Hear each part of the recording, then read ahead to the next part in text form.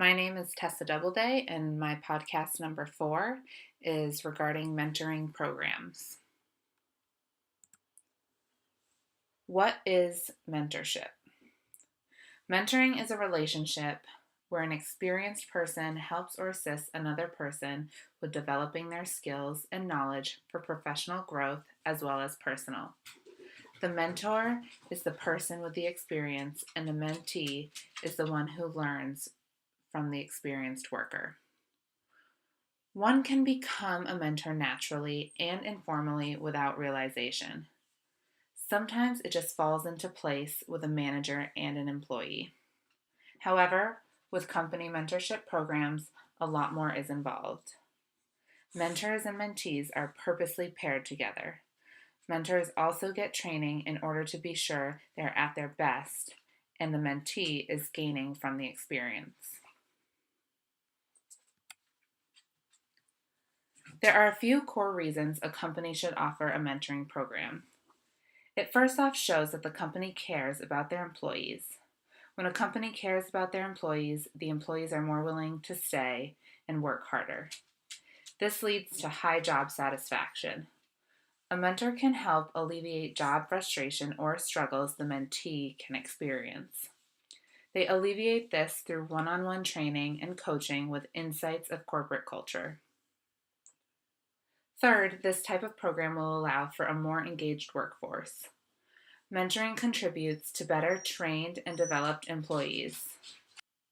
Mentees learn the ins and outs of the company, develop relationships in other departments, and find skills that need improvement.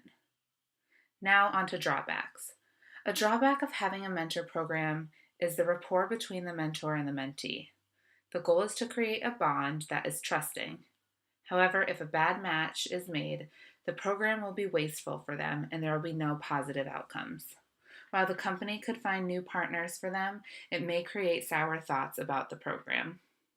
A second drawback is frustration. Some may think this directly relates to a bad match. However, it does not. It can be a bad outcome of a bad match, but some of the best matches deal with frustrations. Sometimes a mentor feels that a mentee is not learning as quickly as they should, or that they cannot follow the mentor's directions. In turn, the mentee becomes frustrated because they feel the mentor is not guiding them properly. It is easy for companies to have pitfalls in their mentoring program. The biggest pitfall is a lack of training. In order for the mentor-mentee relationship to be successful, mentors should receive training on how to be a proper mentor. Not only is it important for mentors to receive training, mentees should also take part. Structure is also important in this program. Being too structured could lead to too much pressure on the mentor-mentee relationship, where not enough pressure will make it feel impossible to have a relationship. There should be a standard of communication and resources that allow for mentors and mentees to increase that if they feel they need it. Another major pitfall is poorly matching a mentor with a mentee. There are online assessment tools to assist with matching. Most mentoring programs have an application process. In that application, multiple questions are asked to help the pairing process. Personality is common criteria. In applications for this type of program, open-ended questions can help with commonalities. There will be clear signs of who to not match together as well. You wouldn't match someone who is focused on leadership with a mentee who is skilled in blogging and online marketing. A final pitfall I would like to point out is when expectations are not set for all mentors and mentees. Expectations should be set during the application process.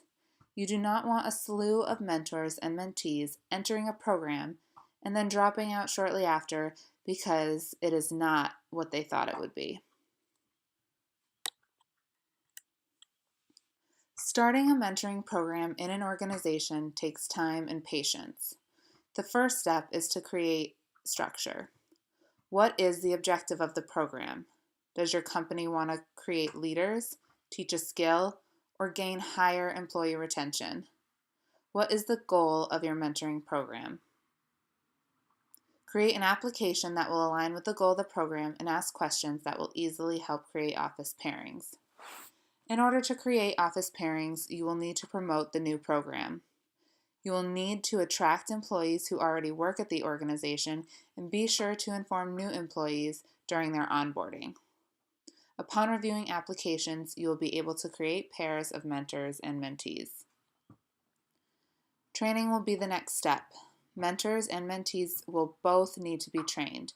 There are multiple ways to provide training.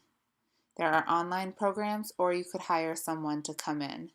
During the training, they will highlight why mentoring is important and not wasteful, how to manage expectations, and suggest different formatting. For this program to be successful, communication is key.